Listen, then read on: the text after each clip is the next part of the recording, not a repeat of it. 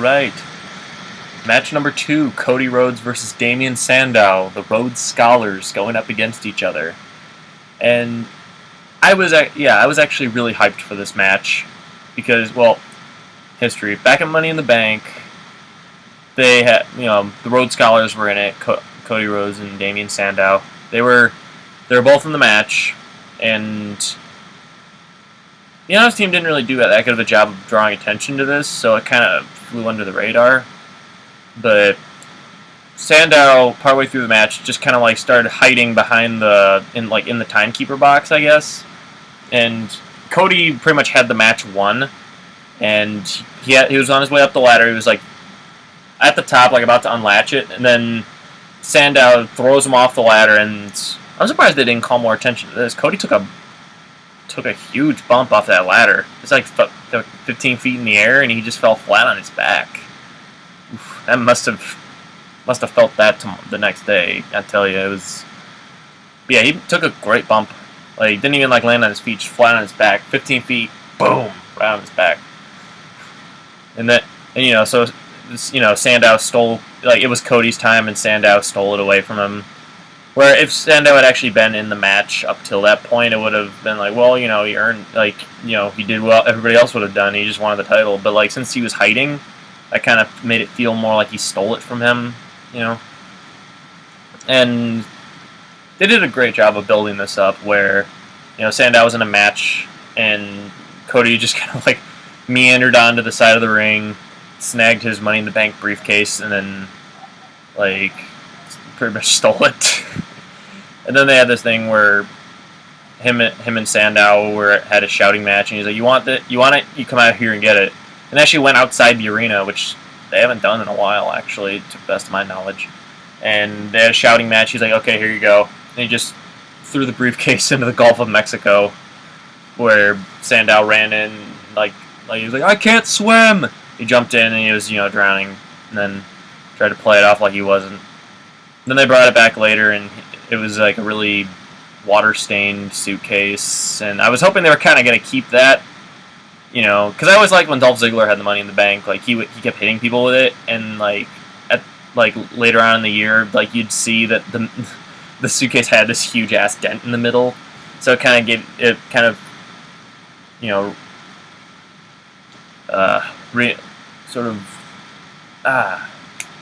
don't know the term I'm looking for. It gave the impression that it's the same suitcase that they're carrying around. It's not just like they give them a nice clean suitcase whenever they go out. It's always the same one. So it's kind of looking forward to the water damage suitcase, but instead, I kind of like what they did. They gave him like a nice plush, sophisticated looking suitcase that had Money in the Bank on it, which, kind of neat. I liked it. And yeah, I was genuinely excited for this match because Rhode Scholars, they've been jobbing they've been the jobber tag team for a while, and always losing to Team Hell No, and pretty much whatever. I think even Orton and Sheamus, when they were trying to put them over as a big viable threat when they were going to go up against, I think, the Shield, but they were just kind of jobbing left and right, and it was very easy for people to underrate how good of wrestlers they are, And and now seeing them in singles competition, I'm actually really excited to start seeing them in singles competition more, especially with each other. That'd be nice. But this match, I don't know. I guess maybe I just put my expectations too high, but it was like, I guess could have been better, could have been worse. I don't know.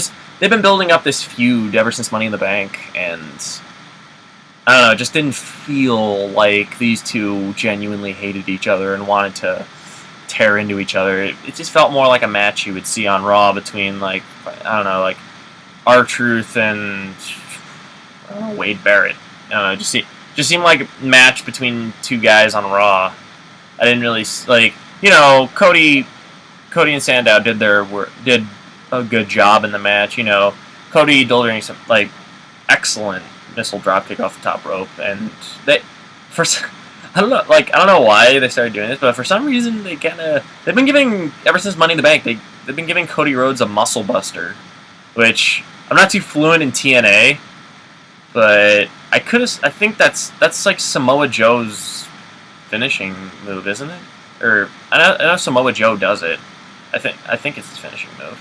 But they've been giving Cody Rhodes a muscle buster, not even as like a signature move, just kind of like he does it, just like the way anybody would do like a DDT or something. And also, I love what they've been doing is they've been giving him the Goldust drop down uppercut. I don't know exactly what it's called, but like when they do that thing where they throw him into the ropes, and then when he's coming back, they like bend over. You know, normally to be like if they're gonna counter it, they're either gonna kick him or like do some variant move. Well, what Goldust would do is he would like when they'd be bent over, he'd like drop down so he's like facing them, and then just like uppercut them. I don't know. I like that he's kind of inherited that. I thought that was cool. And yeah, I was expecting a lot more ferocity, seeing as how, you know, Cody essentially almost caused Damien Sandow to drown, and how Damien Sandow's been getting on the mic and saying stuff like, "I come from a family of scholars, and you come from a family of clowns," you know, referencing Dustin and Goldust and Dusty Rhodes' American Dream. So you'd figure these guys want to tear each other apart, and I thought that they were gonna, because once the match started, it didn't start off slow. They kind of just like ran at each other. But then the match kind of just continued as a normal match, and then it kind of ended out of nowhere. Like, you know, they're fighting, and then all of a sudden Cody hits Crossroads and it's over. Kind of anticlimactic, to be honest. And then it only really bugged me after, like, you know, Sandow was kind of clutching at the Money in the Bank briefcase.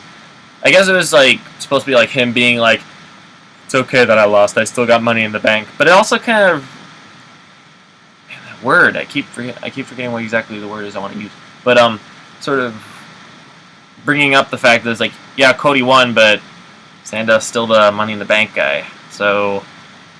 And he didn't even really get to destroy him all that much in this match. So, like, really, what did Cody take away from this match? He won. Just a match.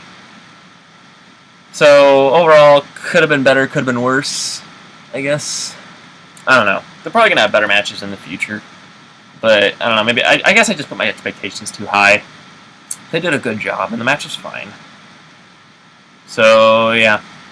That was Cody Rhodes versus Damien Sandow. And now on to the next match.